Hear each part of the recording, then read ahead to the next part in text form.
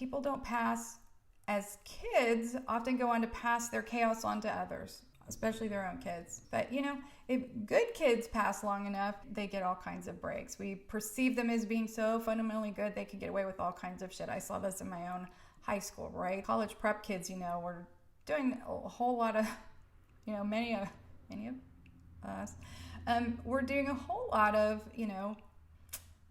joyriding on the country club golf carts at night, or sneaking into like the apartment complex swimming pools, stealing street signs, having a side hustle, selling weed to the cheerleaders, shit like that. People who pass get a lot of breaks for that kind of stuff.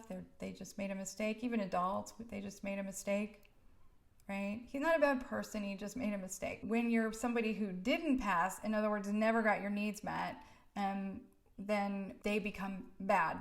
We offer that kind of judgment. So a happy childhood full of safety, connection, and exploration is one of the greatest privileges there is, okay? Happy or not, childhood lasts a lifetime. It really does. The neuroscience is in on this. Like, the jury is in. There's no more argument. Like, you can't blame it on your childhood. Well, you can't blame it on your childhood. However, there are a lot of things in life that aren't our fault, but they're still our responsibility, right? Your trauma might not be your fault, but unfortunately your trauma is still your responsibility, right? Being a decent human being is the fault of all of us, and some of us have more obstacles in our path than others, but go figure. That's one of the effed up things about being human. In an ideal world, all of us would pass. Everyone would be safe and connected, ready to explore themselves in the world. Passing in life depends on having a fundamental sense of safety and connection, one that reaches into the core of our being. The safer we've been, the better we will actually deal with the stressors of life. But let's face it, okay, strong emotions are a constant companion to all of us to one degree or another. We have deep instinctive programming that drives our behavior when we don't pass. Fight, flight, freeze, full, feed, and fuck. So let's understand why human emotions do so many bafflingly self-destructive things. We really have to understand human emotions. We have to thoroughly master the instinctive workings of some of these strong emotions, or we will be bad effed up. Okay, another acronym. You ready? These are emotions that will fundamentally, make us unsafe and disconnected and trigger fight, flight, freeze, full, feed, and fuck. Okay, bad effed up stands for boredom, which is an extremely dangerous emotion at times and under certain circumstances. Boredom, anger, disgust, fear, that's the F, and the up is P, is pain.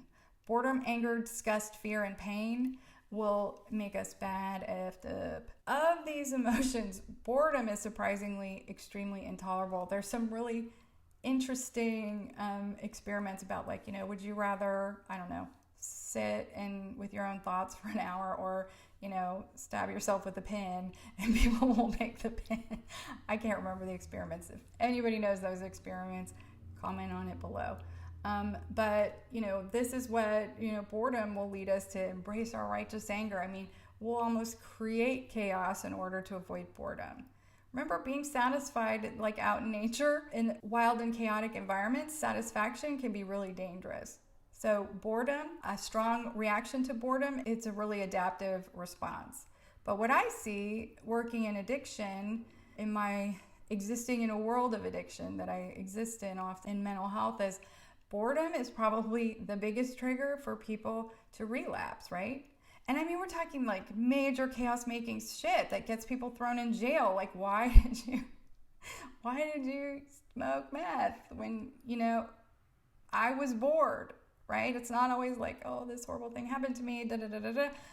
More often than not, I see relapses triggered by just boredom. Didn't know what to do with myself.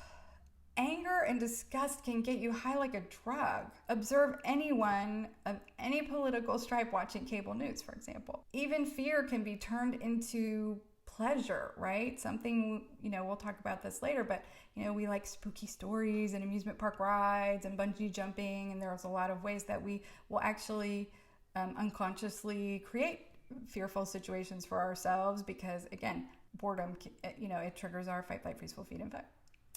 So how does this work? Okay, This is the safety-seeking cycle. You've got your safety-seeking instincts. Your body has a safety-seeking system. Safety-seeking cycle. This is how it leads to chaos making, okay? The first thing is the trigger. We don't pass. That's the trigger.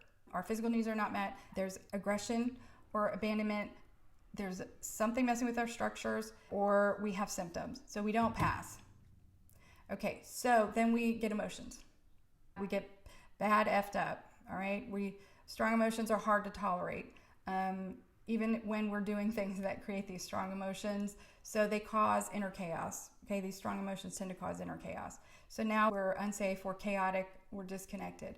And so then we seek safety, okay? We instinctively and unconsciously fight, flight, freeze, feed, and fuck. This is because these are short-term strategies, but you might see in other videos how squabbling with your spouse and then running out of the house and then pounding down an entire thing of Ben and Jerry's and getting stoned and, driving by your ex's house and then having unsafe, unprotected sex, all these things that we do when we're in these states of inner turmoil. Wow, now suddenly, you're knocked up and you're facing a painful choice. Now suddenly, a moment on the lips, a lifetime on the hips, suddenly you're struggling with the medical outcome of pounding food. Suddenly you start to develop a full-blown addiction.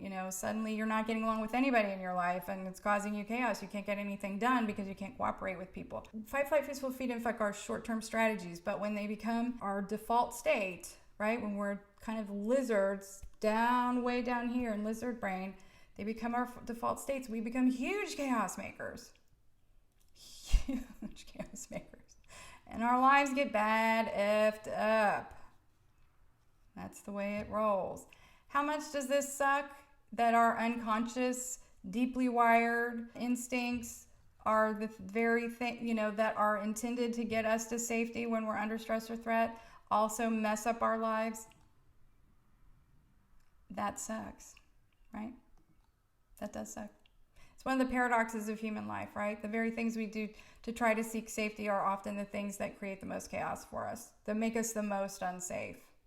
Running away instead of dealing with problems can make us incredibly unsafe. Fighting or just submitting to a greater force than ourselves can really just screw up our lives. Our feed response, if there's something that can screw up our lives, right? It's that compulsion and craving and collecting, right? I mean, I did it yesterday. I got on this stupid video game on my phone. It's like this word game. And 2 hours later, you're like, what happened in my life? I was supposed to make a YouTube video.